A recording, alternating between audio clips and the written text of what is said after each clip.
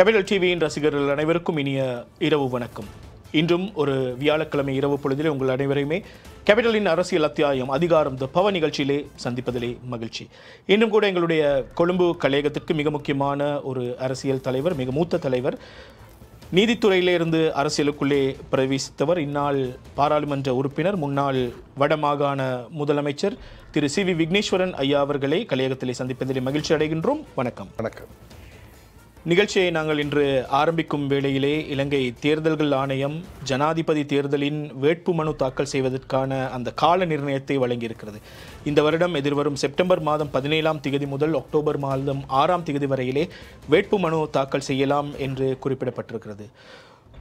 இந்த நிலைமையிலே இலங்கைக்கு ஒரு ஜனாதிபதி தேர்தல் முக்கியமா? அப்படி இல்லை என்றால் ஒரு பொது தேர்தலுக்கு சென்று நாங்கள் ஜனாதிபதி தேர்தலுக்கு வர வேண்டுமா? ஜனாதிபதி தேர்தல் முதலிலே நடைபெறுவது தான் நல்லது. பொது தேர்தல் நடைபெறும் என்று என்னால் கூற முடியாது. காரணம், தற்போது பாராளுமன்றத்திலே இருக்கும் அரச கட்சியினர் பலர் பொது தேர்தல் நடந்தால் திரும்பி வரமாட்டார்கள். அந்த அந்த ஆசனங்கள் எல்லாம் ஜேவிபிக்கு போய்விடும். ஆகவே ஒரு நாட்டினுடைய ஸ்திரத்தன்மை தொடர்ந்து இருக்க வேண்டும் என்றால் ஜனாதிபதி முதலிலே தேர்ந்தெடுக்கப்பட வேண்டும். ஆகவே அவ்வாறு நடக்கும் என்று தான் நம்புகிறேன். ஜனாதிபதி தேர்தல் தான். ஆனால் அண்மை காலமாக பரவலாக பேசப்பட்டு வருகின்ற ஒரு விடயம், ஜூன் 15ஆம் தேதி பாராளுமன்றம் கலைக்கப்படும். அப்படி கலைக்கப்பட்டு அதன் பிறகு பொது தேர்தல் நடாத்தப்பட்டு பொது தேர்தலின் பின்னர் ஜனாதிபதி தேர்தல் நடாத்தப்படும். உங்களுக்கு தெரியும், பொதுஜன ஐக்கிய பெரமுனவின் கட்சியின் சார்பிலே பசில் ராஜபக்ச அவர்கள் அமெரிக்காவிலிருந்து இங்கே வந்ததும் ஜனாதிபதி பல தடவைகள் சந்தித்து ஒரு பொது தேர்தலை எங்களுக்கு தாருங்கள் என்பது போல் வலியுறுத்தி கொண்டிருக்கிறார்கள். ஏன் இவர்கள் ஒரு பொது தேர்தலை இலக்கு வைத்து நகர்ந்து கொண்டிருப்பதற்கான அந்த அரசியல் ராஜதந்திரம் என்னவாக இருக்கக்கூடும்? ஜனாதிபதியாக ரணில் இருக்கும்போது பொது தேர்தலை நடத்தினால் அவரை முன்னுக்கு வைத்து தங்களுடைய கட்சியில் இருப்பவர்களுக்கு வாக்குகளை பெற்றுக்கொள்ளலாம் என்ற எண்ணம் இருக்கலாம். அவர் வந்ததன் பிற்பாடு பொது தேர்தலை வைத்தால் அவர்களுக்கு எந்த விதத்திலும் அவர் தற்செயலா வென்றால், ரணில் வென்றால் அவர்களுக்கு போதிய அளவு ஆதரவை கொடுக்க வேண்டிய அவசியம் இல்லாமல் போய்விடும். ஆகவே அவரை அங்கே வைத்து கொண்டு பொது தேர்தலை வைத்தால் அவருக்கூடாக தங்களுக்கு தாங்களும் அதிலிருந்து நன்மை பெறலாம் என்ற எண்ணமே இருக்கக்கூடும். ஆனால் அவர்களுக்கு அந்த பயம் இருக்கின்றது. பொது தேர்தலுக்கு ஜனாதிபதி தேர்தலுக்கு பின்னர் பொது தேர்தலுக்கு போனால் முழுதுமாக மொட்டு கட்சி அழிந்து போய்விடும் என்று. ஆகவே தற்போது இவர் தனக்கு நன்மைக்காக இவர்களோடு இருந்து எல்லோரும் சேர்ந்து தங்களுடைய வேட்பாளர்களை முன்னிறுத்தி அவர்களை வெல்ல பண்ணலாம் என்ற எண்ணம் பசிலுக்கு இருப்பது போல தெரிகின்றது. ஆனால் அதற்கு அவரிடம் கொடுக்க மாட்டார் என்று தான் நம்புகின்றேன் ரணில். இதை நாங்கள் ஜனாதிபதி தேர்தலை பற்றி பேசுவோம். ஜனாதிபதி தேர்தல் ஒரு மும்முனை போட்டியாக இருக்க போகிறதா? அப்படி இல்லை என்றால் இன்னும் பல பேர் தாங்கள் ஜனாதிபதி தேர்தலுக்குள்ளே போட்டி போட வேண்டும் என்று நினைத்து கொண்டிருக்கிறார்கள். பொதுவாக எங்களுடைய ஸ்ரீலங்கா சுதந்திர கட்சி சார்பிலே ஒருவர், அதே போன்று மற்றும் பலர், இன்னும் ஒருவர் தன்னை சிறிய ஜேஆர், அதாவது என்ன சொல்வது, முன்னாள் பப்ளிக் யூட்டிலிட்டி சர்வீஸ் கமிஷனுடைய தலைவர் கூட ஜனாதிபதி தேர்தலில் வருவதாக குறிப்பிட்டிருக்கிறார். எனவே இதை எவ்வாறு பார்க்க? ஒரு மும்முனை போட்டி இருந்தால் நன்றாக இருக்குமா, அல்லது அதனை தவிர்த்து இன்னும் பல பேர், விஜயதாச ராஜபக்ச போன்றவர்கள் எல்லோருமே வந்து இந்த ஜனாதிபதி தேர்தலை ஒரு கேலி கூத்தாக மாற்றப் போகிறார்கள்? அது கேலி கூத்து என்று கூற முடியாது. ஜனாதிபதி தேர்தலிலே இவ்வாறு பலர் வந்து பங்கு பெற்றுவது வழக்கம்.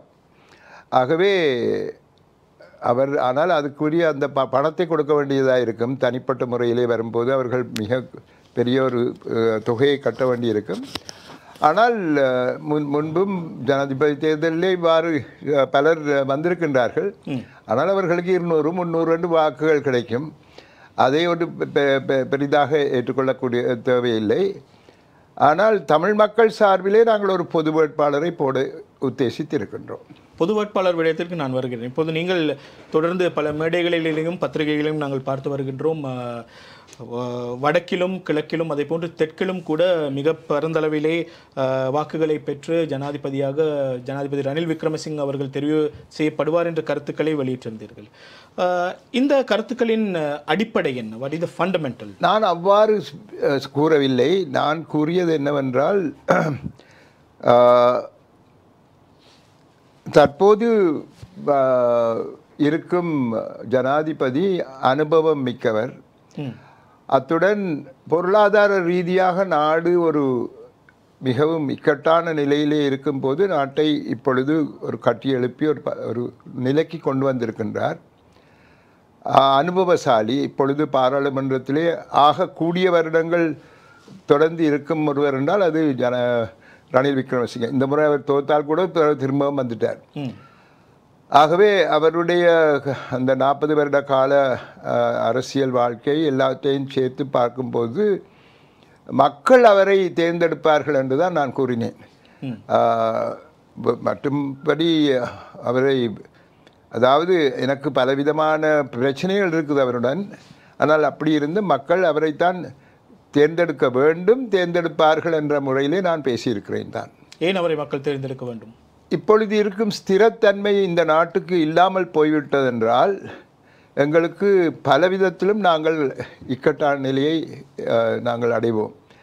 ஆகவே தற்போது அவர் ஏதோ ஒரு விதத்திலே ஒரு ஸ்திரத்தன்மையை இந்த நாட்டிலே ஏற்படுத்தி இருக்கின்றார். அதை நாங்கள் தொடர்ந்து வைத்திருக்க வேண்டும். தற்செயலாக அனுர திசாநாயக வந்தால் முழுமையாக எல்லாம் மாற்றம் ஏற்படும். இந்த மாற்றத்துக்குள்ளே எவ்வாறான பொருளாதார ரீதியாக மற்றும் எத்தனையோ விதமாக ஒரு அச்சாறு வந்த உடனே நாட்டுக்கு நட்டம் தான் ஏற்படும். இப்பொழுது இருக்கும் பிரச்சனைகளை விட இன்னும் கூடிய பிரச்சனைகள் ஏற்படும். சஜித் வந்தாலும் அவ்வாறான பிரச்சனைகள் வரக்கூடும். ஆகவே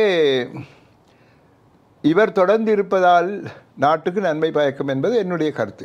ஆனால் இப்பொழுதெல்லாம் பலதரப்பட்ட மேடைகளிலேயும், அதாவது ரிசர்ச்சஸ் புள்ளி விபரங்களிலும் அன்ருகுமார திசாநாயக்க அவர்கள், என்பிபியின் அன்ருகுமார திசாநாயக்க அவர்களுக்கு அதிகமான வாக்குப்பலம் இருப்பதாகவும் பாப்புலாரிட்டியும் அவருக்கு இருப்பதாக கூறப்படுகிறது.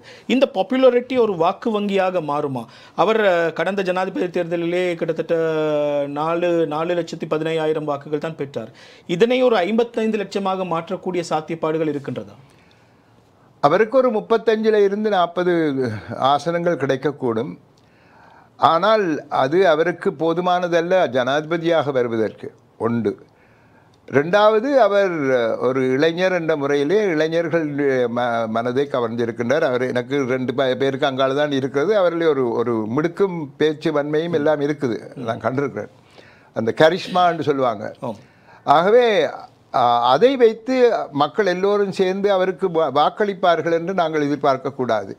ஒரு சில வேளை சினிமா நடிகர்கள் வந்தால் அவர்களுக்கு ஓரளவு வாக்குகள் இருக்கும். ஆனால் அவர்கள் கட்டாயம் வெல்வார்கள் என்று நாங்கள் கூற முடியாது. சில பேருக்கு அது நடந்திருக்கு. அந்த அளவுக்கு இவருடைய பின்னணியும் ஜேவிபியினுடைய பின்னணியும் அவர்கள் முன்பு செய்த வெட்டையும் அவர்களுடைய தத்துவங்களையும் மக்கள் பரிசீலித்து பார்த்தால் சற்று நிதானமாகத்தான் வாக்களிக்கப் போவார்கள். வடகிழக்கிலே இருக்கக்கூடியவர்கள் என்பிபிக்கு வாக்களிக்கக்கூடிய சாத்தியம் இருக்கிறதா? அவர் சென்ற முறை அங்கு வரும்போது ஓரளவு மக்கள் வந்திருந்தார்கள். அது தொழிற்சங்கங்களிலே இருப்பவர்கள். தொழிற்சங்கங்களிலே எல்லா தொழிற்சங்கங்களிலேயும் இருந்து அவருக்கு ஆதரவாக அங்கே வந்திருந்தார்கள். எந்த அளவுக்கு அந்த தொழிற்சங்கம் என்ற முறையிலே அவர்களோடு சேர்ந்து வாக்கையும் அளிப்பார்கள் என்று எங்களால் கூற முடியாது. ஆனால் ஓரளவு அவர் என்னோடு பிரச்சனைப்பட்டு கொண்டார். நான் ஏதோ ஒரு இடத்துல சொல்லிவிட்டேன், ஜேபிபிக்கு அங்கே வட மாகாணத்திலையும் கிழக்கு மாகாணத்திலையும் இடம் இல்லையென்று இங்கேயும் சொல்லி போட்டேன். அவர் அங்கே பாராளுமன்றத்துக்கு வந்து என்னோட கொஞ்சம் தர்க்கப்பட்டு கொண்டாண்டு எமக்கு ஆண்டு புழுவாந்து வேண்டு. நான் சொன்னேன், அவைக்கு சிங்களத்தில் அதாவது உங்களுக்கு அங்கே ஆதரவு இல்லை, அதை நீங்கள் நினைவில் வச்சிருக்கணும், ஒரு கொஞ்சத்தை நீங்கள் கையை எடுக்கலாம். அதே மாதிரி தான் நான் இப்பொழுதும் கூறுகின்றேன். ஓரளவு தொழிற்சங்கங்கள் ஊடாக சிலர் வாக்களிப்பார்கள். மற்றும்படி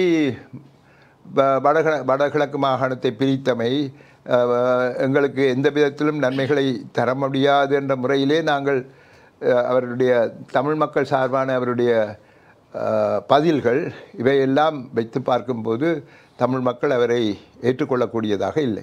ஆனால் இப்பொழுது ஆட்சிக்கு வந்தால் அவர்களுடைய தரப்பிலே ஒரு தமிழர், அதுவும் வடக்கை சேர்ந்த ஒரு தமிழரை தாங்கள் வெளிவிவகார அமைச்சராக நியமிப்போம் என்று ஒரு விடயத்தை கூறியிருக்கிறார்கள். வெளிவிவகார அமைச்சராக ஒருவரை அதாவது one sparrow does not make a summer என்று சொல்லுவாங்க. ஒரே ஒரு பறவை வந்ததுன்னு சொல்லி காலமாற்றம் ஏற்பட்டது என்று நாங்கள் கூற முடியாது. சில நேரங்களிலே ஒன்றுவர். ஆகவே ஒருவரை வைத்து அவர்கள் ஏதோ ஒன்றை செய்து விட்டோம்னு சொல்லக்கூடாது. தமிழ் மக்கள் எதிர்பார்க்கும் அந்த பிரச்சனைகளை தீர்க்கக்கூடியதாக அவர் செய்ய முன்வந்தாலே ஒழிய ஒரு தமிழருக்கு நாங்கள் கொடுக்கின்றோம், ஆகவே நீங்கள் எங்களுக்கு வாக்களிங்கன்னு சொன்னால் இங்காலையும் தமிழருக்கு அமைச்சராக்கிறதுக்கு நாங்கள் ரெடின்னு தான் மற்றவையும் சொல்லி கொண்டிருக்கிறோம். அதை ஒரு காரணமாக வைக்க முடியாது. அது சொல்லியிருப்பார், அதுக்காக அவருடைய பேரையும் சொன்னதா இல்லை, பேரை சொல்லவில்லை. சரி சரி, நாங்கள் இப்பொழுது நீங்கள் குறிப்பிட்டது போன்று இந்த விடயங்களை, தமிழர் பிரச்சனைகளை தீர்க்கக்கூடிய ஒரு ஜனாதிபதி தேர்தலிலே ஒரு தமிழ் பொது வேட்பாளரை நிறுத்துவதன் மூலம் எங்களுடைய இலக்குகளை அடைந்து கொள்ள முடியும் என்று நினைக்கிறீர்கள்? இலக்குகளை அடைய முடியும் என்று நான் கூறவில்லை. தமிழ் பொது வேட்பாளர் தமிழ் மக்களினுடைய ஒரு அடையாளம். அந்த அடையாளத்தை முன்னிறுத்த வேண்டியதாக இருக்கின்றது. காரணம், இதுவரை காலமும் எங்களுடைய தமிழ் மக்கள் சிங்கள வேட்பாளர்களுக்கு நாங்கள் வாக்களித்து வந்தோம். அவர்களும் எங்களுடைய வாக்குகளை பெற்றுக்கொண்டு அதன் பின்னர் பதவிக்கு வந்ததன் பிற்பாடு செய்ய வேண்டியதை செய்யவில்லை. இப்போ உதாரணத்துக்கு நான் தற்போதைய ஜனாதிபதி ரணில் விக்ரமசிங்கவை பற்றி கூட கூறுகின்றேன். என்னுடன் பல கட்ட கருத்து பரிமாற்றங்கள் ஏற்பட்டது. டாக்டர் விக்னேஸ்வரனும் என்னுடன் சேர்ந்திருந்தார். நாங்கள் எல்லோரும் அந்த மாகாண சபைகளிலே இருந்து அவர்களுடைய அதிகாரங்கள் எவ்வாறு பறிக்கப்பட்டது மத்திய அரசாங்கத்தாலே என்று, எந்தெந்த இடங்களிலே அந்த பறிப்பு, இந்த கையேற்பு ஏற்பட்டது என்பதை அடையாளம் கண்டு அவற்றை திரும்ப கொடுக்கக்கூடியதாக நாங்கள் நடவடிக்கைகள் எடுக்க வேண்டும் என்று சொல்லும்போது அதை ஒரு பாலிசி கருத்து பரிமாற்றத்திலே அதை ஏற்றுக்கொண்டார், கொள்கை ரீதியாக. ஆனால் அதுக்குரிய ஒரு குழுவை அமைத்து இதனை அடையாளப்படுத்துங்கள் என்று சொல்லும்போது, அதாவது எஸ்ஜேவி செல்வநாயகத்தினுடைய மருமகள் நிர்மலா சந்திரஹாசனை தலைவியாக கொண்டு ஒரு குழு அமைத்து அதற்கூடாக இதை செய்ய முற்பட்ட போது அவர்களுக்கு சட்ட ரீதியான ஒரு வலுவை கொடுக்காமல் விட்டுவிட்டார்கள். அதாவது கெசட் பண்ண இல்லை. போன செப்டம்பர் 1ஆம் தேதி செய்கிறேன்னு சொன்னவர் இப்போ 6-7 மாதம் ஆயிட்டது, இன்னும் செய்ய இல்லை. ஆகவே அவர்கள் சில விஷயங்களை சொல்லுவதும் பிறகு செய்யாமல் இருப்பதும் வழக்கமாக நடைபெற்று கொண்டு இருக்கின்ற விஷயங்கள். இந்த நேரத்திலே தமிழ் மக்களினுடைய அடையாளமாக வருபவர் பல விடயங்களையும் எடுத்து கூறக்கூடியதாக இருக்கும். தற்போது எங்களுக்கு இதுவரை காலமும் நடைபெற்று கொண்டு வந்தது, நாங்கள் இதனை எதிர்பார்க்கின்றோம், என்ன மாதிரியான எதிர்பார்ப்புகள் தமிழ் மக்களிடையே இருக்கின்றன, ஏன் இது விஷயமாக ஒரு இன ரீதியான ஒரு பிரச்சனைகள் ஏற்பட்டு இருக்கின்றது என்று பல விடயங்களையும் எங்களால் கூறக்கூடிய ஒரு சந்தர்ப்பத்தை நாங்கள் ஏற்படுத்தி கொடுக்கின்றோம். அதனால்தான் இதை நாங்கள் முன்னிறுத்தி செய்ய பார்க்கின்றோம். இது வரலாற்றில் எங்களுக்கு பல பாடங்கள் இந்த பொது வேட்பாளர் மூலம் நாங்கள் கற்றிருக்கிறோம். 1982ஆம் ஆண்டிலே திரு ஜிஜி பொன்னம்பலம் அவர்கள் தமிழ் பொது வேட்பாளராக களமிறங்கும் போது அதனை ஒரு வீணற்ற செயற்பாடு என்று அப்பாப்பிள்ளை அமிர்தலிங்கம் அவர்கள் தெரிவித்திருந்த கருத்துக்கள் வரலாற்றிலே கூறப்பட்டிருக்கிறது. அந்த யுக்தி தமிழ் மக்கள் மத்தியிலே எடுபடாத ஒரு யுக்தி என்றும் கூட பல்தரப்பட்ட தரப்பினர் கூறியிருக்கிறார்கள். அவ்வாறு இருக்கையில் இப்பொழுது மீண்டும் இந்த தமிழ் பொது வேட்பாளரை முன்னிறுத்துவது என்பது எந்தளவு சாத்தியப்பாடான விடயம்? அன்றைய தினத்துக்கும் இன்றைய தினத்துக்கும் பல வித்தியாசங்கள் இருக்கின்றன. ஒன்று, அவர் குமா பொன்னம்பலத்தை ஜிஜி என்று சொல்கிறீங்களா, எல்லாருமே மூன்று தலைமுறையும் ஜிஜி என்று தான் சொல்கிறார்கள். குமா பொன்னம்பலம் அவரை ஒரு காங்கிரஸில் இருந்து வருபவராகத்தான் அமிர்தலிங்கம் பார்த்தார். மற்றது தன்னுடைய எதிரியாகிய ஜிஜி பொன்னம்பலத்தினுடைய மகன் என்று பார்த்தார். ஆகவே அந்த நிலையிலே இருந்து அவர் பேசினார். அதாவது தன்னுடைய கட்சிக்கு எதிரான கட்சியிலிருந்து வருகின்றார் என்ற. ஆனால் இன்றைய தினம் நாங்கள் ஒரு பொது வேட்பாளரை முன்னிறுத்தும் போது அவ்வாறு செய்யவில்லை. எந்த ஒரு கட்சிக்கும் அப்பாற்பட்டு நாங்கள் ஒரு பொது வேட்பாளரை முன்னிறுத்த பார்க்கின்றோம், கட்சிகளுக்கு அப்பாற்பட்டு. திரு ஸ்ரீதரன் அவர்கள் ஒரு கட்சியில் இருக்கின்றார், அவர் அதற்கு ஆதரவு தெரிவித்திருக்கின்றார். அவருக்கு எதிராக இருக்கும் கட்சிகள் இருப்பவர்கள் தலைவர்கள் எல்லோரும் அதற்கு ஆதரவு தெரிவித்திருக்கின்றார்கள். நான் ஆதரவு தெரிவித்திருக்கின்றேன். ஆகவே இப்பொழுது தமிழ் மக்கள் சார்பிலே அத்துடன் இது சம்பந்தமான நடவடிக்கைகளை முன்னெடுத்து செல்பவர்கள் சிவில் சொசைட்டியாக்கள். அப்போ சிவில் சொசைட்டி என்று சொல்லும்போது மக்களோடு சேர்ந்து வாழ்ந்து கொண்டு வருகின்றவர்கள் தான் மக்கள் இதயத்தை அறிந்து அந்த அடிப்படையிலே சில நடவடிக்கைகளிலே இறங்கி இருக்கின்றார்கள். குழு அமைத்து யாரை இதுக்கு போடலாம், அவர்கள் என்ன விதமாக பேச வேண்டும், என்ன நடவடிக்கைகளை எடுக்க வேண்டும் என்ற எல்லாவற்றையுமே பேசி இது ஒரு ஆக்கப்பூர்வமான ஒரு நடவடிக்கையாக சேர்ந்து எடுக்கப்படுகின்றபடியால் இதனையும் நீங்கள் அமிர்தலிங்கம் கூறியவற்றையும் சேர்த்து பார்க்க முடியாது. இதனுடைய தத்துவமே வேறு. அதாவது காலத்திற்கேற்ற ஒரு தேவையாக இது இருப்பதாக நீங்கள் கருது? கட்டாயம் இது ஒரு காலத்துக்கேற்ற தேவை. ஏனென்றால் தற்பொழுது எங்களுடைய வடகிழக்கு மாகாணங்களிலே எங்களுடைய நிலைமை மிக மோசமாக போய்கொண்டிருக்கின்றது. திரு ரவிகரன் அவர்கள் அன்றைக்கு கூறினார், 72% காணி முல்லைத்தீவிலே அரசாங்க திணைக்களங்களின் அல்லது இராணுவம், மகாபலி போன்ற நிறுவனங்களின் கையிலே இருக்கின்றது என்று. ஆகவே இவ்வாறாக மக்களினுடைய காணிகளை கையேற்று கொண்டு போகும் நிலையிலே பலவிதமான பிரச்சனைகளை நாங்கள் எதிர்நோக்கி கொண்டிருக்கின்றோம்.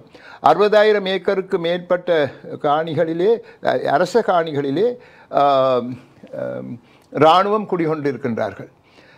இராணுவம் எத்தனையோ விதமான பிஸ்னஸஸ் செய்து கொண்டு போகிறார்கள், வியாபாரத்திலே ஈடுபட்டிருக்கின்றார்கள், இந்த டூரிசத்தில் ஈடுபட்டிருக்கின்றார்கள். ஆகவே இவ்வாறு பல விதங்களிலும் அவர்கள் வடக்கு மாகாணத்தை முக்கியமாக தங்கள் கைவசம் ஆக்கிவிட்டார்கள். இந்த நிலையிலே நாங்கள் எங்களுடைய மக்கள் சார்பிலே ஒன்றிணைந்து சில நடவடிக்கைகளை எடுக்க வேண்டிய ஒரு அவசியம் ஏற்பட்டிருக்கின்றது. அந்த அவசியத்தின் ஒரு வெளிப்பாடு தான் இந்த பொது வேட்பாளர். இப்பொழுது கஜேந்திரகுமார் பொன்னம்பலம் போன்றவர்கள் இந்த பொது வேட்பாளரை எதிர்க்கிறார்கள். அதே போன்று அவர்கள் குறிப்பிடும் இன்னுமொரு விடயம் தான் இது வாக்குகளை பிளவடை செய்யக்கூடிய ஒரு விடயம் என்று ஒரு கருத்தை கூறுகிறார்கள். அதே போன்று இந்த தேர்தலை, ஜனாதிபதி தேர்தலை நாங்கள் தமிழர்கள் பகிஷ்கரிக்க வேண்டும் என்றும் கூறுகிறார்கள்.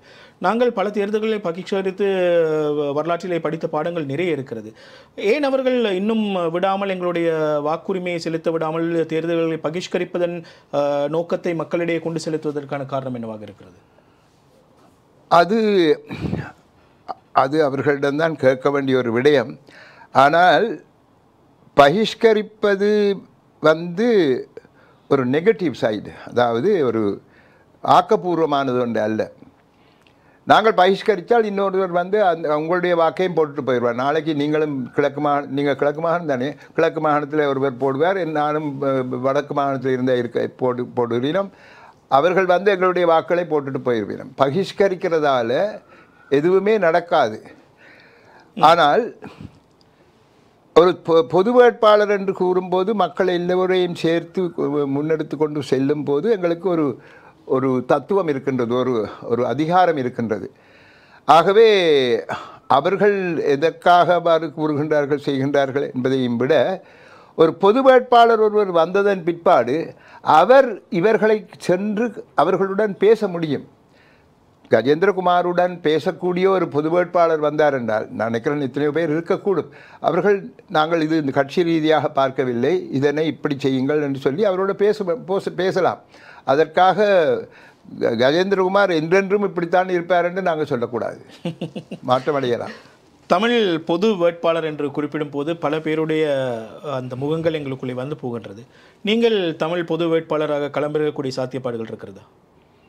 அது மக்கள் தான் தீர்மானிக்க வேண்டும். அது அவர்கள் மக்கள் என்ன சொல்லுகின்றார்களோ அதன்படி. இப்போ நான் அரசியலுக்கு வந்ததே மக்கள் எல்லோரும் சேர்ந்து, மக்கள் தலைவர்கள் சேர்ந்து 6 மாதம் என்ன போட்டு தள்ளி தள்ளி தள்ளி கொண்டு வந்ததான் நான் வந்தேன். இல்லைன்னா நான் எனக்கும் நீதித்துறையில் இருந்திருப்பீர்கள். நீதித்துறையிலே இருந்து நான் ஓய்வு பெற்றதன் பின்னர் நான் நல்ல சந்தோஷமாகத்தான் இருந்தேன். எனக்கு இழுத்து இழுத்து கொண்டு வந்து அரசியலுக்கு வந்த பிறகு சந்தோஷம் இல்லாமல் இல்லவே இல்லை. இப்பொழுது சந்தோஷமே இல்லை.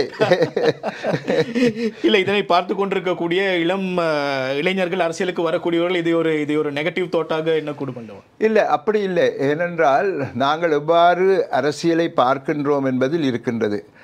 பெரும்பான்மையான இளைஞர்கள் கூட எங்கள் காலத்தவர்கள் போலத்தான் அரசியலை ஒரு தொழிலாக கருதுகின்றார்கள், ஒரு சேவையாக கருதுகின்றார்கள். இல்லை, என்னுடைய ஒரு மிக நெருங்கிய சிங்கள நண்பர் 1977 பாராளுமன்றத்துக்குள் நுழைந்தார். 78 79 அவருக்கு ஒரு ஜூனியர் மினிஸ்டர்ஷிப் கிடைச்சது.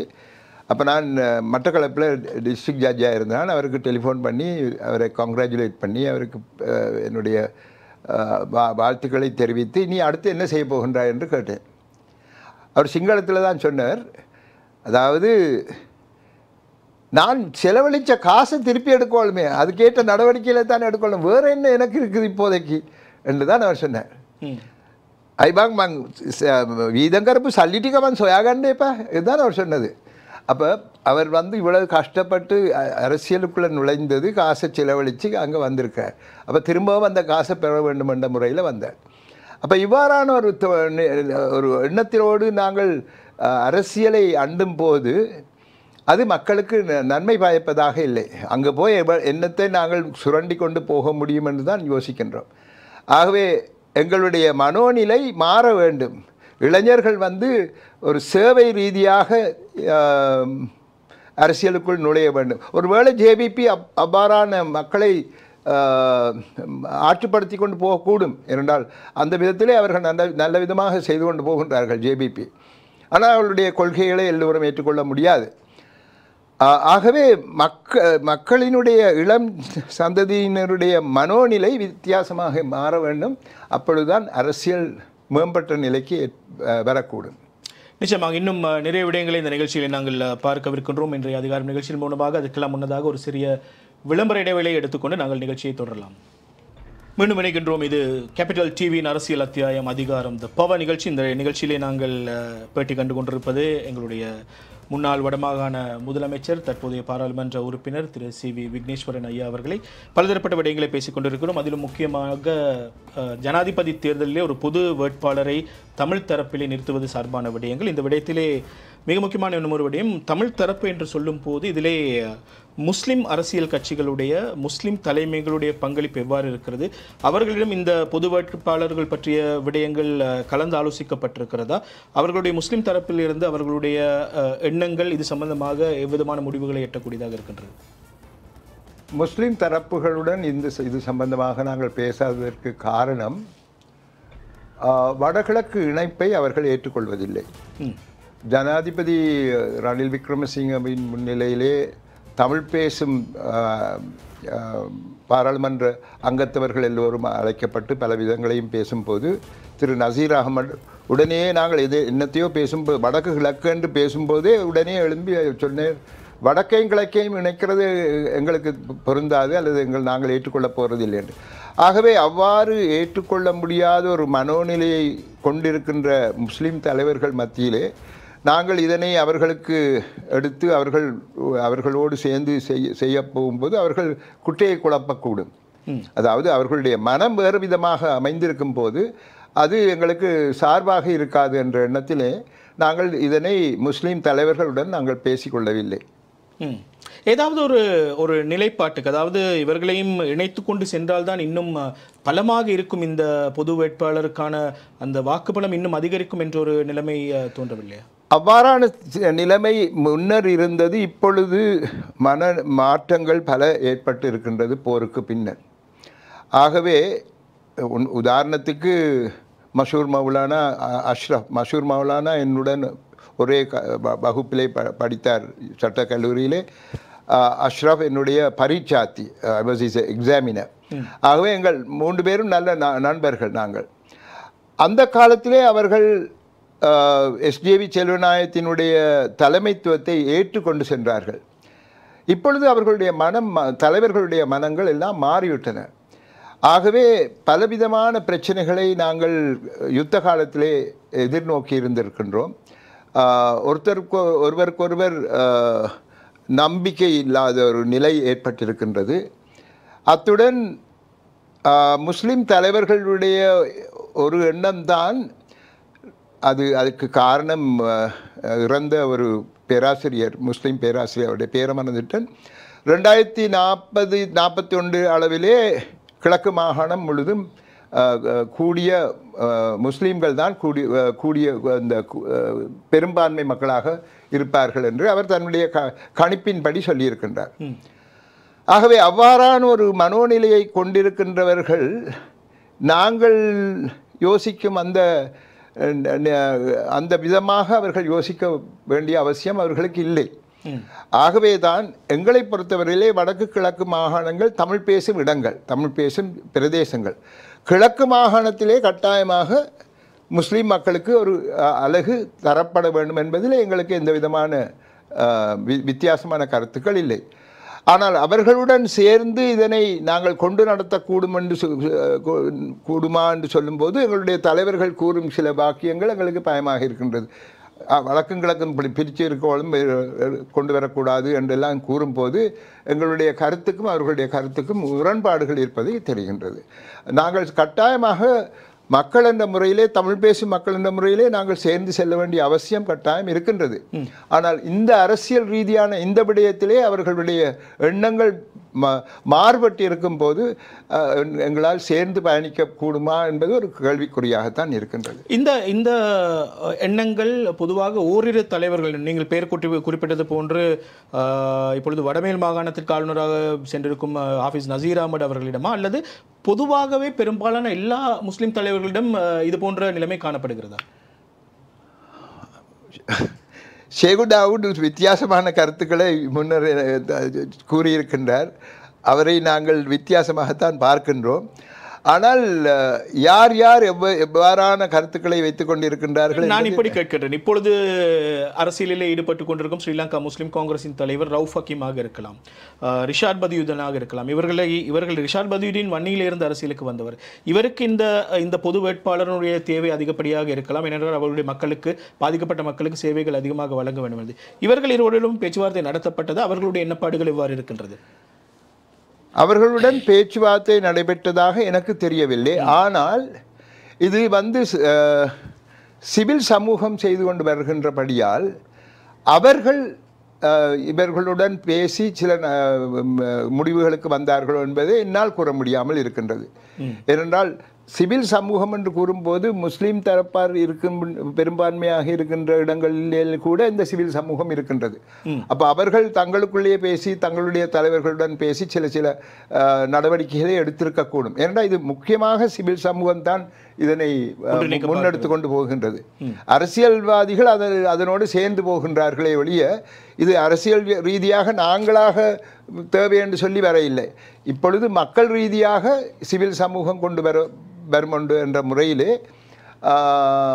அரசியல் தலைவர்களை அடையாளம் காணக்கூடிய கட்டித்தனம் அவர்களுக்குத்தான் இருக்கின்றது. ஆகவே அவ்வாறு செய்திருக்கக்கூடும், அதை என்னால் கூற முடியாது. இது ஒரு மிக முக்கியமாக அரசியலில் ஒரு நெருக்கடியான காலகட்டத்திலே நாங்கள் இருக்கிறோம். சிறுபான்மையாக தமிழ் மொழி பேசக்கூடியவர்களால் எங்களுக்கு ஒரு மிக முக்கியமான காலம் முன்னாலே காத்திருக்கிறது.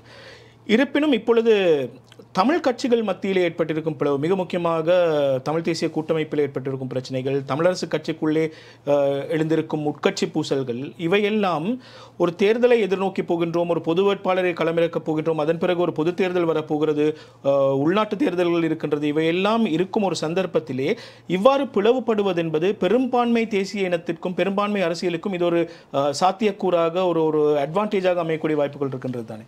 அது கட்டாயமாக அவர்கள் தங்களுடைய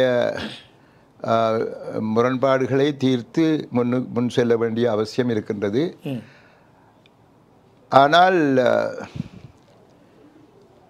ஒரு தனிப்பட்ட ஒருவரினுடைய எண்ணங்களின் நிமித்தம்தான் இது நடைபெற்று கொண்டிருக்கின்றதாக நான் காண்கின்றேன். அவர் ஒரு சிறந்த சட்டத்தரணியாக இருப்பதிலும் பார்க்க சிறந்த அரசியல்வாதியாக வர வேண்டும் என்று எண்ணிக்கொண்டிருப்பதால் பல பிரச்சனைகளை எதிர்நோக்க வேண்டியாக இருக்கின்றது. தமிழ் சமூகம், நாடும், இனமும். ஒரு கதை கூறுகின்றேன். மிஸ்ஸஸ் பண்டாரநாயக்க, சிறிமாவ பண்டாரநாயக்க பிரைம் மினிஸ்டராக இருந்தபோது ஒரு சிரேஷ்ட சட்டத்தரணியை தன்னுடைய உத்தியோக பதிவிடத்துக்கு வர சொல்லி சொன்னார். ஸ்ரீமாவ பண்டாரநாயக்க. ஸ்ரீமாவ. அப்பொழுது மிஸ்டர் தியாகலிங்கம் தான் அவர். அப்போ தியாகலிங்கம் சொன்னார், ஒரு கிளையண்ட் வந்ததன் பிற்பாடு அவை என்னட்ட வர சொல்லுங்க. அப்போ ஸ்ரீமாவோ அவருடைய வீட்டுக்கு மெல்பர்ன் அவென்யூவில் இருந்த அவருடைய வீட்டுக்கு சென்றார். சென்று அவருடைய வழக்கை அவர் எடுத்து நல்லபடியாக நடத்தினார். அது சரி, அதில் ஒன்றும் பிரச்சனை இல்லை. இது எதற்காக கூறுகின்றேன் என்றால், ஒரு சிறந்த சட்டத்தரணியை எல்லோரும் மதிப்பார்கள். அவர்கள் அரசியல்வாதிகளாக இருக்க வேண்டிய அவசியம் இல்லை. ஆகவே எங்கள் மத்தியிலே அரசியலிலும் சட்டத்திலும் ஈடுபட்டு கொண்டிருக்கும் சிலர் அரசியல் ரீதியாக சில பதவிகளை பெற வேண்டும் என்று எண்ணிக்கொண்டிருக்கக்கூடாது. சட்ட ரீதியாக சிறந்த சட்டத்தரணி என்ற ஒரு பெயரை நோக்கி அவர்கள் சென்றால் மற்ற எல்லா விதமான மாண்புகளும் அவர்களை சென்றடையும் என்பதை நான் வலியுறுத்த விரும்புகின்றேன். பெயரை நான் கூறவில்லை. ஆனால் சில தனிப்பட்டவர்களுடைய இவ்வாறான எண்ணங்களாலும் எதிர்பார்ப்புகளாலும் தான் கட்சி இந்த நிலையை அடைந்திருக்கின்றது. அதை மிக விரைவிலே அந்த முரண்பாடுகளை நீக்க வேண்டிய ஒரு அவசியம் இருக்கின்றது. இதில் இன்னும் கட்சியினுடைய அவர்களுடைய அந்த உயர்நீதிமன்ற வழக்கு ஜூனுக்கு தள்ளி போடப்பட்டிருக்கிறது. 2013ஆம் ஆண்டு உங்களை தமிழ் தேசிய கூட்டமைப்பு தான் அவர்களுடைய வடமாகாணத்துக்கான அபேட்சகராக உங்களை அழைத்து வருகிறார்கள். தமிழ் தேசிய கூட்டமைப்போடு நீங்கள் அதிகமாக பழகி இருக்கிறீர்கள். இன்று தமிழ் தேசிய கூட்டமைப்பு பிரிந்து சென்று தமிழரசு கட்சிக்குள்ளே எழுந்திருக்கும் பிரச்சினை தீர்ப்பதற்கு எது மிகச்சிறந்த வழி என்று கருதுகிறீர்கள்? தற்போது திரு ஸ்ரீதரன் அவர்கள் எங்கள் எல்லோரையும் அரவணைத்து கொண்டு செல்கின்றார். ஆகவே மீண்டும் தமிழரசு கட்சி உயிர்த்தெழக்கூடிய அல்லது பக்கபலமாக மற்றவர்களையும் உள்ளடக்கி ஏற்றுக்கொண்டு முன் செல்லக்கூடிய சாத்தியக்கூறுகள் எங்களுக்கு தென்படுகின்றது. ஆகவே திரு ஸ்ரீதரன் அவர்களினுடைய எதிர்பார்ப்பை நாங்கள் பரிசீலித்தோமானால் எல்லோரையும் ஒருமித்து கூட்டிக் கொண்டு முன் செல்ல வேண்டும் என்ற எண்ணத்தில் இருக்கின்றார். ஆகவே அந்த விதத்திலே தமிழரசு கட்சியினுடைய வருங்காலம் நல்லா இருக்கும் என்று தான் நான் எதிர்பார்க்கின்றேன். இவர் தலைவராக இருந்தார் தமிழ் தேசிய கூட்டமைப்பு மீண்டும் வலுப்பெறுமா? ஒரு பேரம் பேசக்கூடிய சக்தியாக, தமிழ் மக்களின் அபிலாஷைகளை ஏந்தி நடக்கக்கூடிய சக்தியாக ஒரு இயக்கமாக மாறுமா? பேரம் பேசக்கூடிய கட்சித்தனம் எல்லாருக்கும் தான் இருக்குது. ஆனால் அவர்களை அதனை தனிப்பட்ட ரீதியாக சுயலாபங்களுக்காக மாற்றிக்கொண்ட போதுதான் கட்சியிலே பலவிதமான வீழ்ச்சிகளை காணக்கூடியதாக இருந்தது. ஆகவே அந்த விதமான வீழ்ச்சியை தரக்கூடிய சுயலாபம் கருதிய நடவடிக்கைகளை நாங்கள் களைந்தெடுத்தோமானால் எங்களால் முன் செல்ல முடியும் என்ற நம்பிக்கை எனக்கு இருக்கின்றது. தமிழரசு கட்சி பலமான ஒரு கட்சியாக வந்தால் மற்ற கட்சிகளும் அவர்களுடன் சேர்ந்து பயணிக்கக்கூடிய ஒரு சாத்தியக்கூறு இருக்கின்றது. இப்பொழுது நாங்கள் சில விடயங்களிலே கிட்டடியிலே ஒரு கூட்டத்திலெல்லாம் ஸ்ரீதரனும் மே தினத்திலே ஸ்ரீதரனுடைய கூட்டத்திலே நாங்களும் பங்கு பெற்றினோம், நாங்களும் பேசினோம். ஆகவே எங்களால் அப்படி பேசக்கூடியதாக இருக்கின்றது. ஆனால் எங்களை எதிரிகள் என்று எண்ணிக்கொண்டு தள்ளி வைக்க தொடங்கினால் கட்சி தான் பாதிப்படையும். இவர் அவ்வாறு செய்யாமல் எங்கள் எல்லோரையும் சேர்த்து ஒருமித்து கொண்டு நடத்த பார்க்கின்றார். அது வரவேற்கத்தக்கது. இதில் நாங்கள் பொது வேட்பாளர் பற்றி பார்த்தோம், நாங்கள் கட்சிகளுக்குள்ளே இருக்கும் பிளவு பற்றி பார்த்தோம். இன்றும் நாங்கள் பேசிக்கொண்டிருக்கும் இந்த தருணம் வரையிலே வடக்கிலே இருக்கும் மக்களுக்கும் கிழக்கிலே இருக்கும் மக்களுக்கும் மிக அதீதமான பிரச்சனைகள் இருக்கிறது. இன்னுமே வலிந்து காணாமலாக்கப்பட்ட ஒரு பிரச்சனைகள் இருக்கிறது. இன்று பெருந்தேசியத்தின் மூலமாக ஆர்கியோலஜிக்கல் டிபார்ட்மெண்ட் என்ற பெயரிலே நில ஆக்கிரமிப்பு நடந்து கொண்டிருக்கிறது. அதே போன்று இன்று பொருளாதார பிரச்சனை மிக புறையூடி போயிருக்கின்றது. வடக்கிலே போதைப்பொருள் பாவனைகள் அதிகரித்திருக்கிறது. இவற்றையெல்லாம் ஒரு மக்கள் பக்கத்தில் இருந்து நாங்கள் பார்ப்போம் என்றால் மக்கள் என்ன எதிர்பார்க்கிறார்கள்? மீண்டும் ஒரு முறை மக்கள் இந்த முறை நாங்கள் மிக முக்கியமாக பார்க்க வேண்டிய விடயம், கோட்டாபய ராஜபக்ச அவர்கள் ஜனாதிபதியாக களமிறங்கிய போது அவர் சொன்னால் எனக்கு சிறுபான்மை வாக்குகள் தேவையில்லை என்று. ஆனால் இந்த முறை சகலரும் உணரும் ஒரு விடயம், சிறுபான்மை வாக்கு இல்லாமல் நான் ஜனாதிபதியாக வர முடியாது என்பது. சிறுபான்மையினர் வாக்குகள் ஒரு மிகப்பெரிய பலமாக கருதப்படும் ஒரு தருணத்திலே மக்கள் பக்கத்திலிருந்து அவர்களுக்கான விடயங்களை செய்து கொடுக்கக்கூடிய அரசியல்வாதிகளாக யார் வரக்கூடும், அவர்களுடைய எதிர்பார்ப்புகளை எப்படி நாங்கள் நிவர்த்தி செய்ய போகின்றோம்? இதுவரை காலமும் நாங்கள் பார்த்ததிலே எந்த ஒரு சிங்கள தலைவரும் தமிழ் மக்களுக்கு, தமிழ் பேசும் மக்களுக்கு, வடகிழக்கு மாகாணத்திற்கு நன்மைகளை பெற்றுத்தரவில்லை, தர முடியாத நிலையிலே இருக்கின்றார்கள்.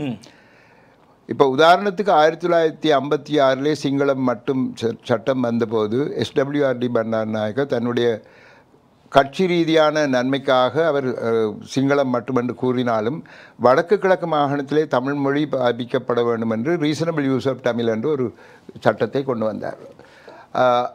அதனை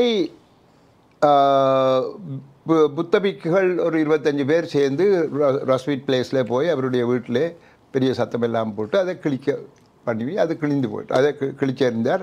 அத்துடன் சட்டம் நிப்பாட்டப்பட்டது.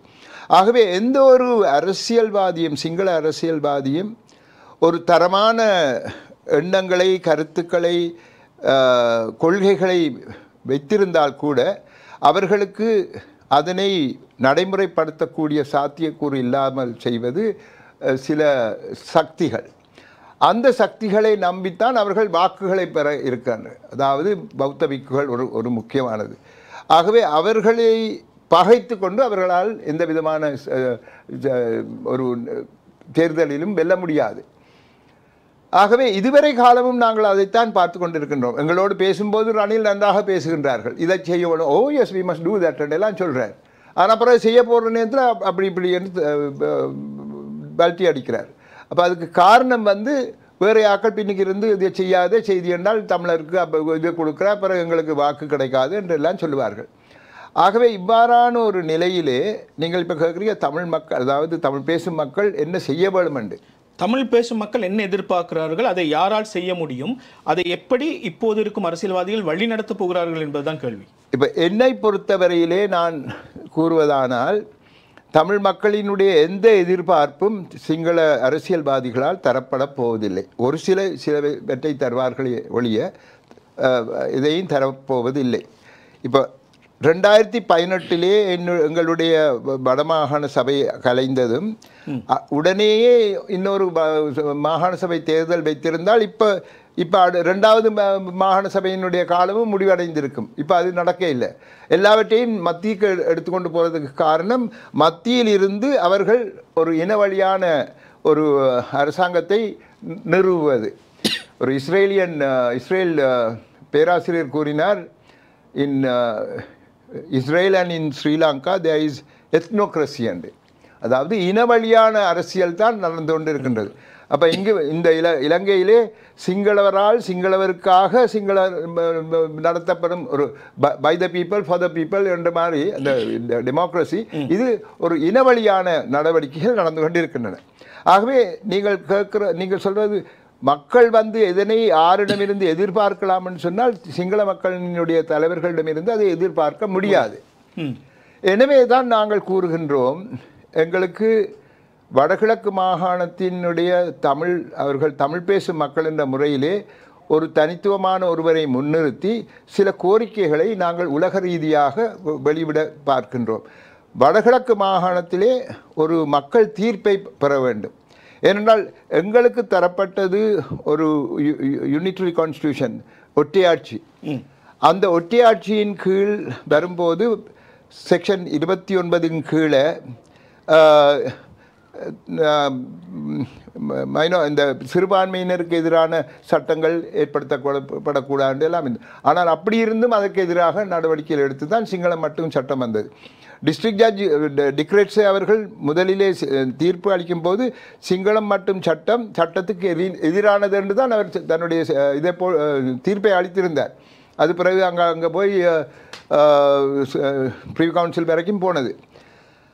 ஆனால் அந்த விடயம் பிறகு ப்ரிவி கவுன்சிலால் ஏற்றுக்கொள்ளப்படவில்லை. அப்போ என்னத்துக்காக வேண்டிய சொல்கிறேன் என்றால், அந்த காலத்திலேயே இருந்து தமிழ் பேசும் மக்களை தங்களுடைய பாவனைக்காக நன்மைக்காக அவர்களை பாவிக்க வேண்டுமே ஒழிய அவர்களுக்கு எதையாவது செய்து கொடுக்க வேண்டும், அவர்கள் முன்னேற வேண்டும், மேலெழ வேண்டும் என்ற சிந்தனை அவர்களுக்கு இல்லை, சிங்கள தலைவர்களுக்கு. ஆனால் ஒரு காலத்தில் ஒரு மிகப்பெரிய சக்தியாக பாராளுமன்றத்திலே கிட்டத்தட்ட 22 ஆசனங்களை வைத்துக்கொண்டு எதிர்க்கட்சி தலைவராகவும் நாங்கள் இருந்திருக்கிறோம். அப்பொழுதெல்லாம் நாங்கள் செய்யாதவற்றையா இனி செய்ய போகின்றோம் என்ற கேள்வி மக்கள் மத்தியில் இருக்கக்கூடும். அது அப்படி இருந்தும் நாங்கள் என்ன செய்யக்கூடியதாக இருந்தது. அதாவது பாராளுமன்றத்தில் நீங்கள் 22 40 இருந்தாலும் 50 இருந்தாலும் எங்களால் எதுவும் செய்ய முடியாது. பலம் யாருடைய கையிலே இருக்கின்றது என்பதுதான் முக்கியம். ஒற்றையாட்சியின் கீழ் பலம் ஒரு இன மக்களின் கையிலே தான் இருக்கின்றது. அந்த பலம் அவர்களுடைய கையிலே இருக்கும் போது நாங்கள் செய்ய வருவனவற்றை கூட அவர்கள் செய்ய விட மாட்டார்கள். உதாரணத்துக்கு நான் வடமாகாண முதலமைச்சராக இருந்தபோது வன்னியிலே ஒரு 200 ஏக்கரிலே காணியிலே ஒரு மத்திய கிழக்கு கம்பெனி, அரேபியன் கம்பெனி வந்து மரக்கறிகளையும் பழங்களையும் ஏற்றுமதி செய்யக்கூடிய ஒரு செயற்திட்டத்தை கொண்டு வந்தார்கள். நாங்கள் 200 ஏக்கரையும் கண்டு அடையாளம் கண்டு அவர்களுக்கு கொடுத்த போது காணி நன்றாக இருக்கின்றது, நீர் நன்றாக இருக்கின்றது, சுற்றாடல் நல்லாக இருக்கின்றது, இங்கு வரும் பாதைகள் எல்லாம் நல்லா இருக்கின்றது, வீதிகள் நல்லா இருக்கின்றது, எல்லாம் பெர்ஃபெக்டாக இருக்குன்னு சொல்லியாச்சு. ஆனால் இதில் கையெழுத்து வைக்கணும் கமிஷனர் ஜெனரல் ஆஃப் லேண்ட்ஸ், அவர் அங்கே இருந்து ஒன்றும் கையெழுத்து வைக்கல. ஏனென்று கேட்டால் இந்த காணியில் ஒரு பகுதி பனலாக்காவுக்கு சொந்தமோ என்னோட ஃபாரஸ்ட் டிபார்ட்மெண்ட்டுக்கு சொந்தம்னு சொன்னேன். ஆனால் அப்படி இல்லை என்று நாங்கள் எடுத்து காட்டினோம். 1983ஆம் ஆண்டினுடைய வரைபடத்தில் இப்படி இருக்கின்றோம். இல்லை நாங்கள் 2007 ஒரு படம் கீறி இருக்கின்றோம். 2007 இந்த போர் நடந்து கொண்டிருந்த நீங்கள் எப்படி அங்கே போய் கீறினீங்கன்னா கூகுளுக்கு கூடாக கீறினோம்னு சொன்னேன். இப்படி பலவிதமான பொய்யும் புரட்டும் செய்து எப்படியாவது எங்களுடைய அந்த செயற்திட்டத்தை நடத்த விடாமல் செய்தார்கள்.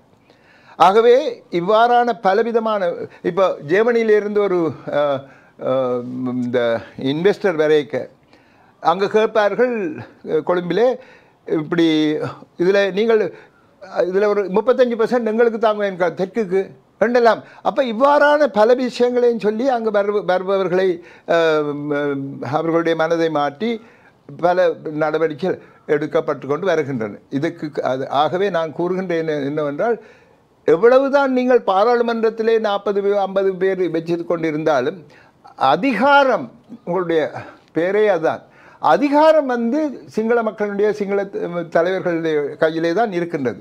அவர்களுடைய மனம் மாறாமல் நாங்கள் எதையுமே செய்ய முடியாத நிலையில் இருக்கின்றோம்.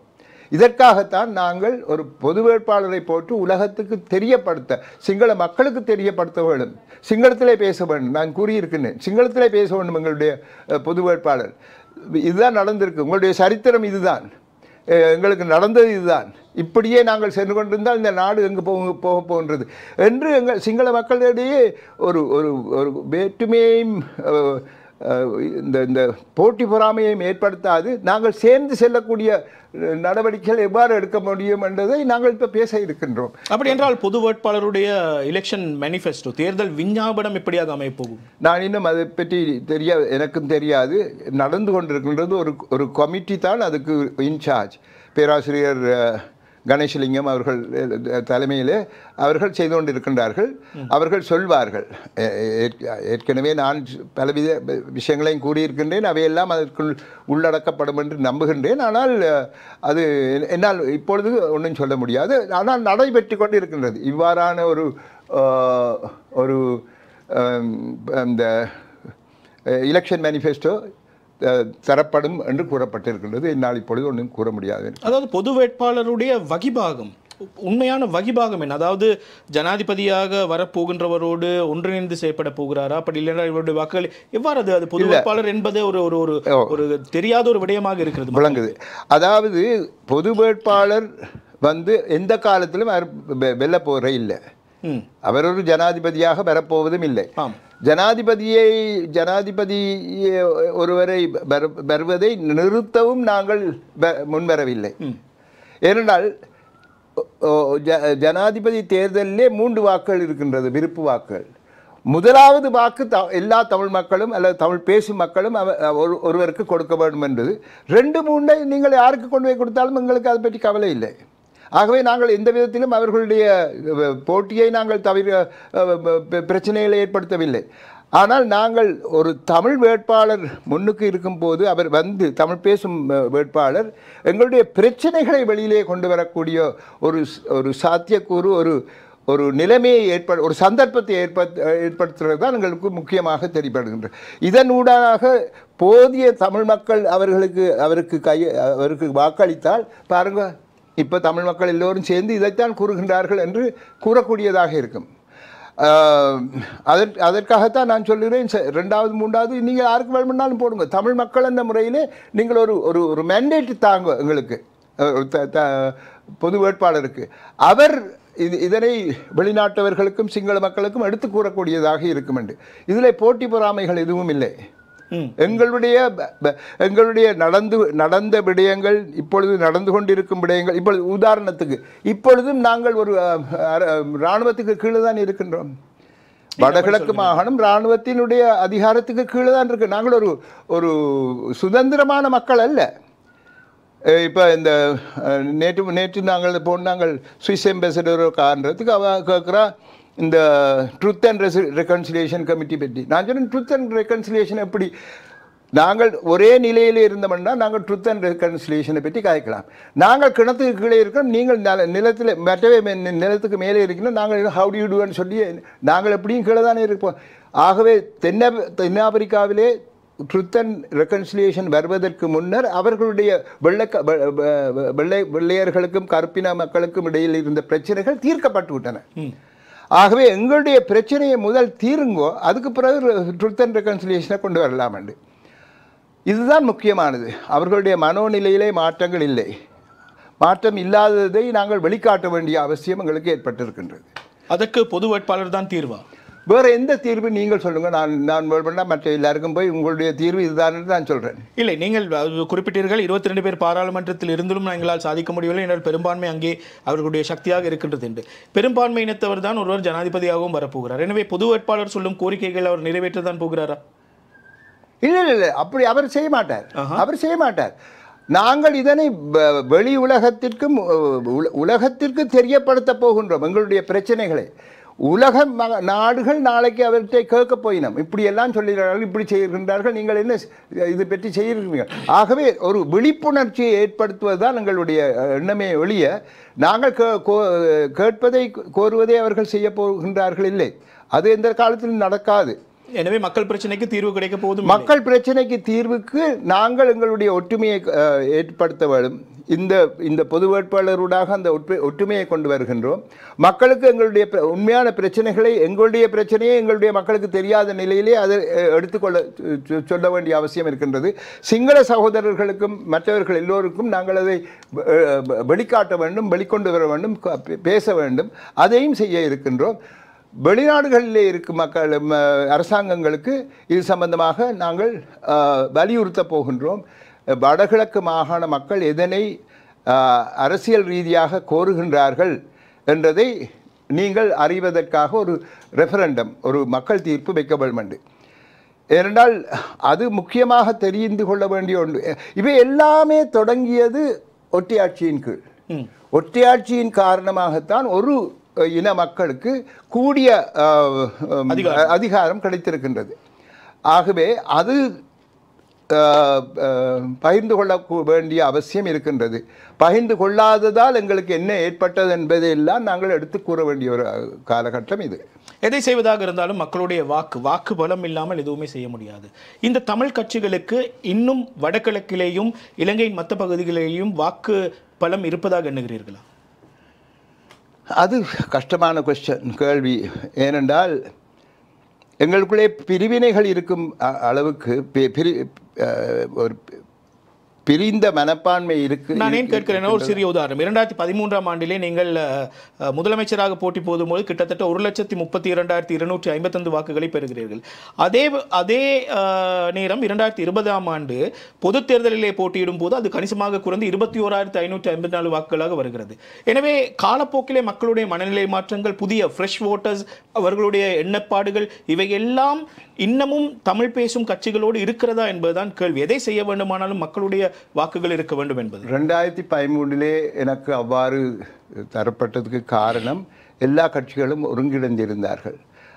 அப்பொழுது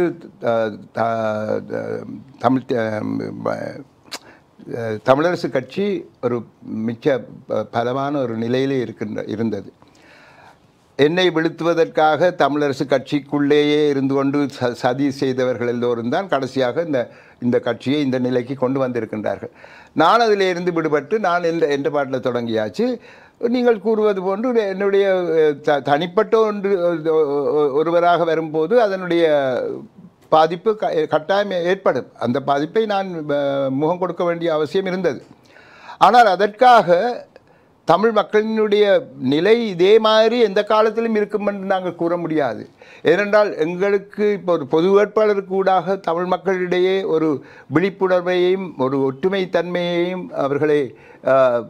அவர்களை சேர்த்து கொண்டு போகக்கூடிய ஒரு நிலைமையும் ஏற்படுத்தக்கூடியதாக இருந்தால் நாங்கள் வேறு விதமாக முன்னேறக்கூடியதாக இருக்கும். இப்போ உதாரணத்துக்கு நான் சொல்கிறேன், இது எனக்கு தெரியாத மற்றவர்கள் எவ்வாறு சிந்திக்கின்றார்கள். இது என்னுடைய இப்போ தமிழ் வேட்பாளர் என்று ஒருவரை போட்டதன் பிற்பாடு டக்ளஸ் தேவானந்திட்ட போய் சொல்லலாம், டக்ளஸ் எங்களுடைய தமிழ் வேட்பாளர், நீ ஒரு தமிழன் நான் ஒரு தமிழன், நாங்கள் எல்லாரும் இந்த ஒரு வாக்கு கொடுக்கலாம், நீ உனக்கு தேவையான ஒரு ஆளுக்கு 2வது 3வதே கொடு. அங்கஜனுக்கு சொல்லலாம், பிள்ளையானுக்கு சொல்லலாம், கருணாக்கு சொல்லலாம், வியாழேந்திரனுக்கு சொல்லலாம். ஆகவே இதை நாங்கள் அந்த யார் வருகின்றார்கள் என்பதில் இருக்கின்றது. கட்டாயமாக எங்களுடைய மக்களினுடைய மனோநிலையை மாற்றக்கூடிய ஒரு சந்தர்ப்பம். இந்த மனோ கணேசனுக்கு ஜீவன் தொண்டமானுக்கு சொல்ல முடியாது. மனோ கணேசனுக்கு நாங்கள் ஏற்கனவே சொல்லி அவர், ஏனென்றால் உங்களுக்கு தெரியும், கேப்பாப்புலவு சச்சிதானந்தம் அவர்கள் ஒரு அறிக்கை வெளியிட்டிருந்தார், பொது வேட்பாளராக மனோ கணேசன் அவர்கள் களமிறங்கினால் நன்றாக இருக்கும் என்று. ஆனால் அவர் அதுக்கு இல்லை. ஏனென்றால் மனோ கணேசன் அவன் ரொம்ப கிட்டிய நண்பர். அவர் சஜித்துக்கு ஓட் பண்ணுறதை அவர் வாக்களிச்சிருக்கின்றார், அவருக்கு சொல்லியிருக்கின்றார். ஆகவே அதுக்கு பாதிப்பு ஏற்படும் விதத்திலே இதையும் அவர் செய்ய மாட்டார். ஆகவே அதுதான் அந்த பிரச்சனை, வேறு ஒன்றுமில்லை. நிச்சயமாக இன்னும் நாங்கள் இன்றைய நிகழ்ச்சியிலும் மிக நீண்ட நேரமாக பல விடயங்களை கலந்தாலோசித்தோம். எங்களுடைய இந்த நிலைமை மாற வேண்டும் என்றால் பிட்டி பாலிடிக்ஸ் என்று சொல்வார்கள், அந்த மனநிலை அகன்று மிக பரந்த மனநிலையோடு மக்களுக்கு சேவையாற்ற வேண்டும் என்ற மனநிலையோடு இறங்க வேண்டும். திரு சி.வி. விக்னேஸ்வரன் ஐயா அவர்கள் குறிப்பிட்டது போன்று ஒரு பொது வேட்பாளர் எங்களுக்காக வர வேண்டும். அப்படி வர வேண்டுமானால் ஒரு மிகச்சிறந்த வேட்பாளரை நீங்கள் நிறுத்த வேண்டும், அதற்கு மக்கள் ஆதரவு வழங்க வேண்டும். அந்த பிரார்த்தனைகளோடு இன்ற நிகழ்ச்சிக்கு சமூகம் தந்து இவ்வளவு நேரமும் எங்களுடைய நிகழ்ச்சி சிறப்பித்த உங்களுக்கு எங்களுடைய நிகழ்ச்சி தயாரிப்பு குழு சார்பாகவும் கேபிட்டல் டிவி கேபிட்டல் FM-இன் முகாமைத்துவம் சார்பாகவும் நன்றிகளை தெரிவித்துக் கொள்கிறோம். நன்றி நன்றி. மீண்டும் அடுத்த வாரம் இன்னும் ஒரு அரசியல் தலைமையோடு இந்த நிகழ்ச்சியில் உங்கள் அனைவரையும் சந்திக்கும் வரை தயாரிப்பு குழுவோடு விடைபெறும் நான் ஜியாவுல் ஹசன். நன்றி, வணக்கம்.